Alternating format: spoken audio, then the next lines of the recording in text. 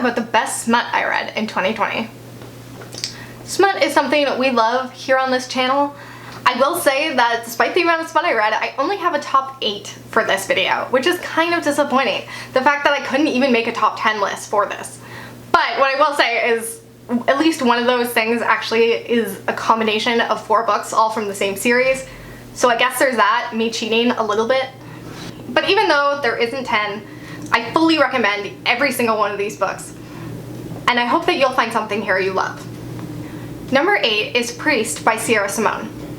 I am a Sierra Simone stan after the Thornchapel series, and this book was no different. I will say I prefer the Thornchapel series a little bit because I enjoyed the tone of that one more, but this one is definitely still excellent. Priest is about what you think it is. It's about a priest who ends up having some romantic and sexual feelings for one of his parishioners. She comes in with some baggage that she needs to get off her chest. She needs somebody to talk to, and lo and behold, there's a sexy priest waiting for her. I'd say that my favorite thing about this book is probably the dirty talk. I very much love dirty talk in my books, and this book has some steamy dialogue in it that I really appreciate. And there's definitely something about the priest-parishioner dynamic that makes the dirty talk extra spicy. It gives it an extra layer of taboo that definitely works in the book's favor. I also really enjoyed both of the characters just on their own. They each had very dark, layered pasts that definitely added to their emotional turmoil as well as the depth of their characters. But none of it was so dark or so over the top to be unbelievable, which can definitely happen in dark romances. I know that for a lot of people, like, priest smut can be a little too taboo because, you know, it's disrespecting religion, but I actually think that this book was pretty respectful of a religion in the way that it talked about it. Obviously, as a priest, his feelings for God are pretty entrenched in his character, but it does get to be a bit much, which is why it's last on this list, but still on this list regardless, because Sierra Simone is quite an excellent erotica writer. Number 7 on this list is The Dare by Harley Laroux. This was a enemies to lovers that involves this bad boy from her former high school as well as this girl. I think she used to be a cheerleader, and they, you know, had kind of a shady dynamic because I think she made fun of him in high school, and now he can kind of get his revenge a little bit when they run into a party one night and make a bet over beer pong. She ends up having to be his slave for the rest of the night, and he takes full advantage of that. What I loved about this book is that it definitely had a humiliation kink in there, but without going too over the top or too over the line. Personally, I love shit that goes over the line, but I can appreciate that not everybody does. I feel like this book did things in a way that, yes, she was being a little bit humiliated or degraded, but not in a way that she couldn't handle, not in a way that was, you know, without her consent. But it wasn't done in a way that was abusive or, you know, completely toxic or gross. Now, this is a novella that takes place over the course of one night, so it's definitely short and quick and to the point, but I feel like it did a good job of just like getting right in there and doing some rough and dirty action, and really having some quick, unique sex scenes to boot. I definitely want to read more from this author in the future. I definitely want to read more from Harley Laroux in the future. Number 6 on this list is the Chaos at Prescott High series by C.M. Stunich. I've talked about this series a couple of times on my channel already, but here we go again. This is a series about a gang of boys who end up all forming a relationship with the main character, Bernadette Blackbird. She basically hires them to get revenge on a list of people for her.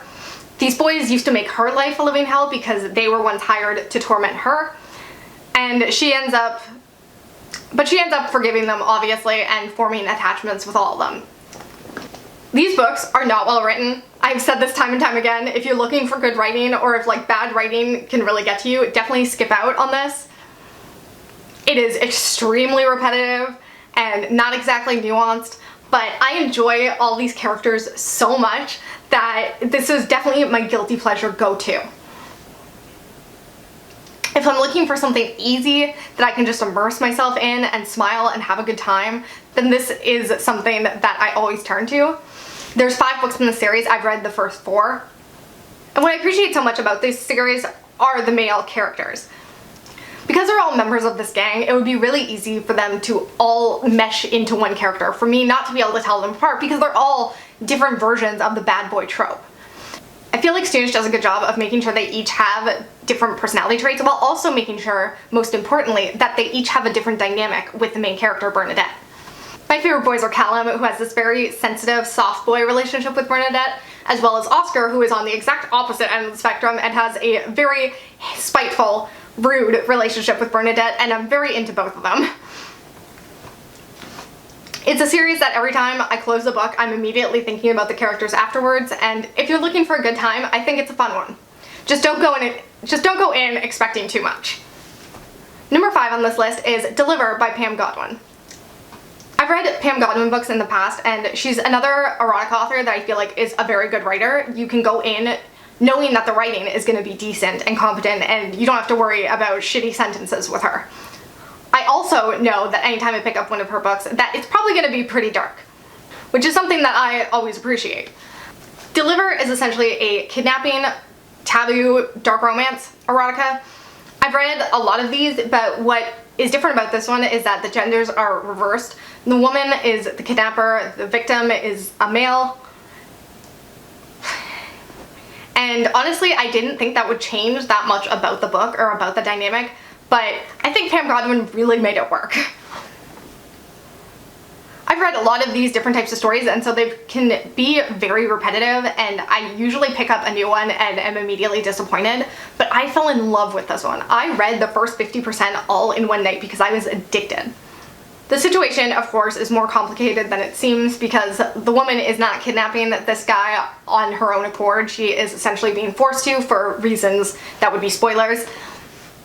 Because she isn't the true bad guy that she has been forced to be by circumstances beyond her control, she, of course, is able to develop feelings with the guy she kidnapped, and he's able to develop feelings for her.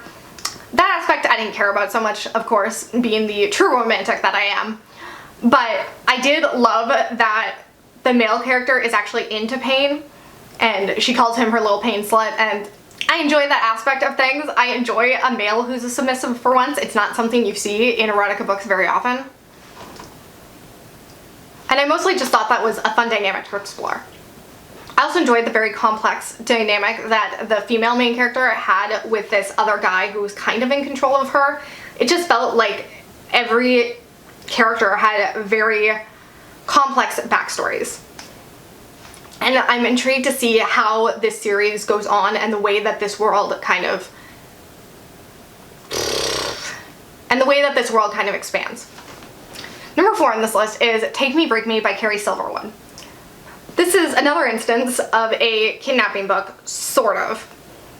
This book starts out with a female main character who is a performance artist who wants to explore and make a documentary about being kidnapped, essentially. She contacts her ex-boyfriend and asks him to fake kidnap her and hold her hostage in his basement. And she's gonna film the whole thing and talk about her experience, like, in captivity.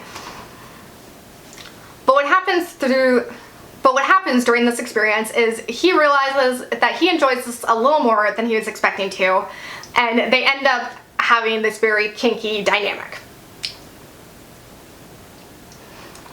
I enjoyed this so much more than I was expecting to. I picked this up on a complete whim. I just randomly was looking for things and saw this on Amazon, grabbed it, and just fell in love with it. And honestly, I think that's almost the way to go for me in eroticas, because going in with no expectations is a lot better than going in with high expectations and being disappointed.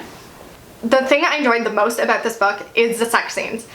Every single sex scene they have ups the ante from the last one. I think it's well known on this channel that I like weird shit. I like sex scenes to go a little over the line and push the boundaries a bit, and these definitely did that. It felt like every time the next sex scene would come, they would try to do something a little more crazier than the last. And this was still very much real sex scenes that based in reality. It's not like some of the other books I've read where they go completely in some otherworldly direction. These are sex scenes you could actually have happen, but they still push the boundaries of what people regularly do, I guess. There was a sex scene with needles that I very much enjoyed. And overall, this was just a good time. I will say I've read the next 2 books in the series and they didn't nearly do it for me. They definitely expanded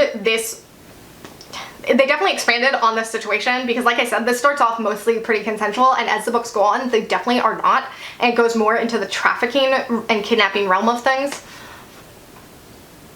which is something I'm fine with in my smut books, but I just didn't enjoy them nearly as much as I enjoyed this first one. Number 3 on this list is Credence by Penelope Douglas. Credence is about a girl whose parents commit suicide, and she has to move out of LA and to the middle of nowhere, I'm not sure which state they're in the mountains, to live with her step-uncle and his 2 sons. This is one of the rare smut books where I feel like I actually like this more because of the main character than anything else, and because of the setting than anything else. That's not really something I normally say about my that's not really something I usually say about my erotica, because normally it's all about the sex scenes and the dynamic between the main character and the love interest. But for me, I just felt like this setting of being in the mountains and all that was so interesting and so atmospheric, and it's just not something I've seen a lot of in my smut books. Also enjoyed the way this main character was learning more about herself, learning how to let people in and have a family, learning how to kind of physically take care of herself up in these mountains, which is something she hasn't experienced before, being from LA. There were definitely some things I didn't enjoy as much. There was a side storyline with some boys in town and them being competitive or something. I just didn't really care so much about that, and it felt like it took away from the rest of the story. I also think that some of the dynamics worked better than others. But overall, I think this was definitely a good read, and I would recommend reading it if you're at all interested. Number 2 is The Unrequited by Saffron A. Kent. The Unrequited is about a girl who becomes obsessed with her teacher and kind of forces him into a sexual relationship with her. I actually almost DNF'd this book at one point because it didn't really catch my interest at the very beginning, but boy am I glad that I stuck through it. This ended up being so good and so unlike any other smut I've read. These characters were so unique. When you read dark taboo romances, you really do tend to get used to the same characters over and over again, so when you come across unique characters, it just actually sticks in your mind and makes it a breath of fresh air. I appreciated that most of these characters had their own inner turmoil and their own lives and backstories. I felt like the guy's story, the love interest, the teacher, I felt like his story in particular was really well done. And I actually felt emotionally invested in his relationships.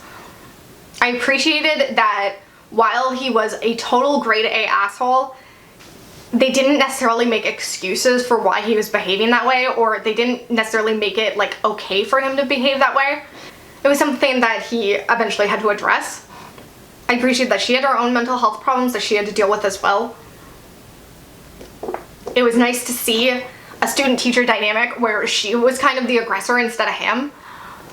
Also, it was nice that this took place in college and not high school, because I got to feel not as disgusted by the relationship, which was a big plus because that's not something that happens a lot in these types of taboo romances. And overall, I just really loved their dynamic and their interactions. I always love a guy who is a total asshole, and he definitely was in a way that I just really, really enjoyed. A lot of times you see, or a lot of times you read erotica and the guy's such an asshole, but he also keeps chasing after her, so it's almost like she can't get away from him. And it feels like he's inflicting his douchebaggery on her, but I feel like this was a bit different because she was the one pursuing him. It was her choice to put up with his asshole behavior all the time. And that felt at least like she had some autonomy, which doesn't always happen in romance books. This is another author that I'm definitely keeping my eye on and reading more from. And my number 1 favorite smut that I read this year, by far and away, is the Original Sinners series by Tiffany Reisz. I am blown away by this series. I decided to split up my general fiction and my smut books so that I could talk about more smut in my video, because I felt like if I combined them, I wasn't sure that any of my smut would have topped a lot of those top 10 books. But this series, this would have probably been number 2. Even if I combined the list and didn't talk about any of the other smut on my list, this by far and away would have made my top 10 list because I adore this. So I've only read the first 4 books in this series. I believe that there are 9 currently, plus a ton of novellas. The first book is the Siren. I don't have the second book here, but it's the Angel. The third book is the Prince, and the fourth book is the Mistress. I'm just gonna hold up the first one because that's easier. This series is essentially just about Nora Sutherland, who is an erotic writer, and her relationships with the many men in her life. Oh, and did I happen to mention that she's also a dominatrix? The series overall is about Nora Sutherland and her exploits, but each book in and of itself has its own story as well, and has certain characters that they focus on more. This first book mostly focuses on Zachary Easton, who is her new editor, and has his own marital problems that he's dealing with, as well as now dealing with her. The Angel focuses on Griffin Fisk, who also works at the sex club that Nora works and plays at, as well as Michael, a submissive who Nora is taking under her wing and teaching the ropes. The Prince and the Mistress are a bit more complicated because they have a lot to do with the backstory in the first two books and the main characters in Nora's life. The characters is where Tiffany Reisz really excels. I fell so in love with these characters that I flew through these 4 books in the span of like a month. As I've stated, for me the sex scenes is usually where it's at. But these books I wouldn't even say have the most amount of sex scenes ever. Honestly, in this first book, I think I could count the amount of sex scenes on like a couple fingers because I barely even remember any, but the characters were so interesting and complex that I didn't care about the sex scenes. I actually found that most of the sex scenes just got in the way because I was like, no, give me more of their backstory. The main characters in Nora's life are Soren, Wes, and Kingsley Edge. Soren is her one-time lover and dom. Wes is her roommate and former student. And Kingsley is her friend and boss at the sex club that she works at. I just can't even explain what these characters mean to me, what their relationships mean to me. Every single character in this series feels like a real person. These feel like real emotions.